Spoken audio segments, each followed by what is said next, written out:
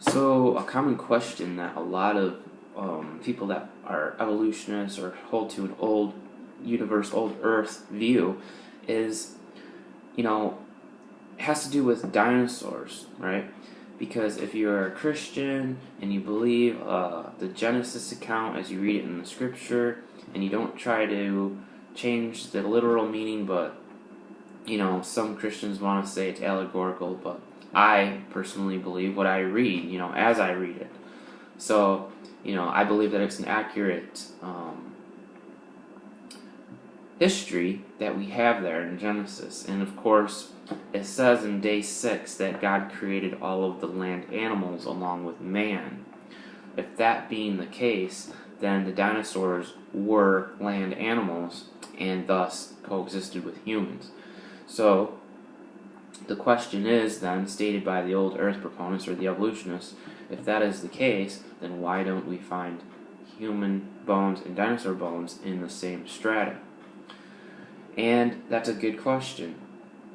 But I should, mention that right off the path that just because animals are not found together does not mean they do not live in the same world at the same time. Because, we have examples of this all over the place. Just because you don't find two different animals or whatever that are buried together doesn't mean that they didn't live at the same time. It just means that they didn't cross paths while they were alive at that time. I think that's logical, and it's totally possible that, maybe the humans obviously were afraid of these big giant creatures, so they avoided them. That being the case, if they avoided them, then they more than likely probably didn't die together with them.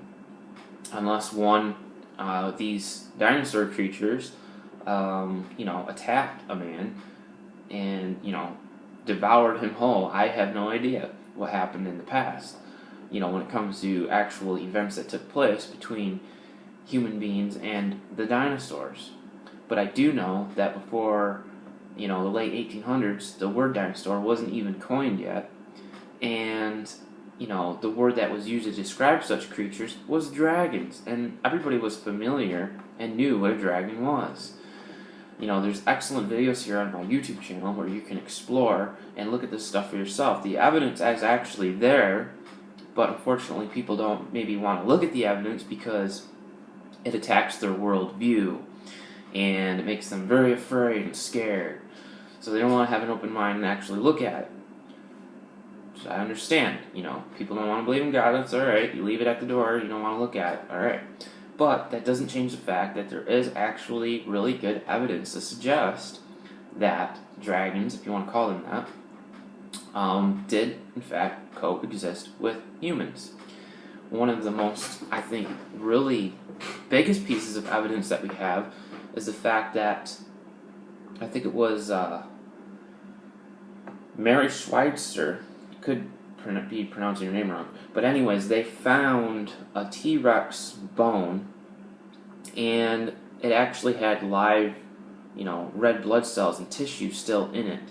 That's not possible if that was supposed to be millions of years old. There's no way that you could have had that, tissue and it's still being flexible and those red blood cells is present. There's no way that's possible.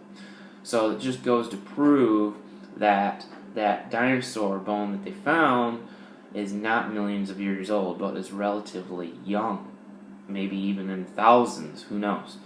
So, when they found this out, they got really scared, and so they're like, try to do everything you can to tell people this isn't what you found, because, we can't compromise our beliefs in an old Earth, an old universe, and this isn't going to sit well. So, just try to cover it up the best you can, and of course, they try to cover it up. But, you can even watch the video for yourself right down here on YouTube. It's pretty evident that, wow, here we have a dinosaur bone that is not millions of years old. And, of course, things like this pop up all the time. Now, another example I should point out, the fact that just because you don't find things buried together in the same place doesn't mean that those things didn't exist at the same time. For example, we have a great living fossil, which is the ginkgo tree. And they supposedly said it thrived 240 million years ago, prior to the dinosaurs, right? Yet, they are not found in layers with dinosaurs or post-flood humans, even though they exist today. The list of living fossils goes on.